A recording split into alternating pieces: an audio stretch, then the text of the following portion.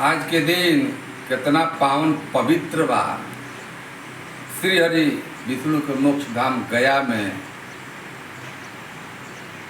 समर्पण भाव से तर्पण आ अर्पण अपना पितर लोग के होता। एकरा साथे साथे आज दूगो महापुरुष एगो स्वच्छता के आ एगो राष्ट्र के सबलता के प्रतीक बाणे जेकरा जन्म जयंती है उहो हमनी खातिर हमनी के पुरखे पुरनिया बा। आई देखी ए अवसर पर हम भोजपुरी कवि सत्येंद्र सिंहानी एगो संदेश दिहल चाहतनी। बात छोट लेकिन इमें संदेश मिली, जरूर संदेश मिली। श्रोता सब हमार बहुत चतुर बा, ऐसे तक लाम काम के जमाना बा जानते बानी, फिर भी एहू के जरूरत बा। एकरा के देखी एगो एकर भाव अलग बा कि पूजा अपना पुरखा पितर के छोड़ा मन के भरम बेमानी, छोड़ा मन के भरम बेमानी, धोह मैल भीतर के पूजा अपना पुरखा पितर के पूजा अपना पुरखा पितर के। धन व धर्म धन धन देश भारत, ऐसा अवसर कोनो दूसरा देश में नहीं है जौन पितर खातिर पक्ष पितर के आत्मा के संतुष्टि करे खातिर मोक्ष धाम गया कहीं नहीं के विदेशों से लोग आवता कि धन व धर्म धन धन देश भारत, धन बावे कठिन प्रण की। आज़ादी खातिर भी कठिन प्रण कल गई। आज़ादी में लड़े वाला खातिर मतारी लोग कितना कठिन प्रण कई। यही पक्ष में जीवित पुत्री का पर्व भी करेला। धन धर्म धन धन देश भारत, धन बावे कठिन प्रण की।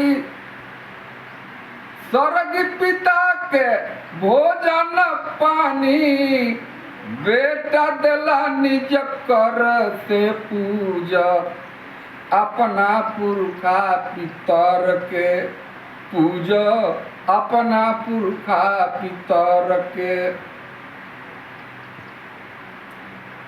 मतारी जब और जीवतिया करेली यावर के बरियार भेटैले, बर के बरी आर भेटैले, माई भरोसु अकवारी। बर के बरियार भेटैले, माई भरोसु अकवारी। कहिए सने से राजाराम से कठिन तप कैली बुढ़िया मतारी।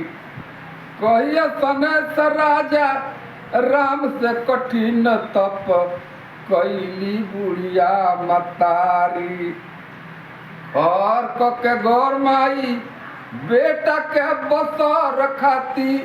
एहू में संदेश बा। कहल जाला केहू बहुत बड़न घटना दुर्घटना से बचेला तो कहाला जी जा तार माई खर जीवतिया के ले लिया। और के गौर माई बेटा के बसर खाती। खूब सन सुन के ऊपर से पूजा अपना पुरखा पितर के पूजा अपना पुरखा पितर के। संदेश एगो ले ली अंतिम बंद बा कि पुरखन के दाया दाह सुगम बनावे राह, पुरखन के दाया दाह सुगम बनावे राह। अगम जनावे नीत धाक निभाव बाह, अगम जनावे नीत धाक निभाव बाह। भीतर के जर जामी पवला सूरज राज, भीतर के जर जामी पवला सूरज राज। कुछ शिवानी के बाबे वो जर से पूजा अपना पुरखा पितर के पूजा अपना पुरखा पितर के, छोड़ मन के भरम बेमानी, छोड़ मन के भरम बेमानी, धो महिला भीतर के पूजा, अपना पुरखा पितर के पूजा, अपना पुरखा पितर के। गांधी जी के, शास्त्री जी के भी राष्ट्र की ओर से, अपना भोजपुरिया की ओर से हम तब नमन करते हैं।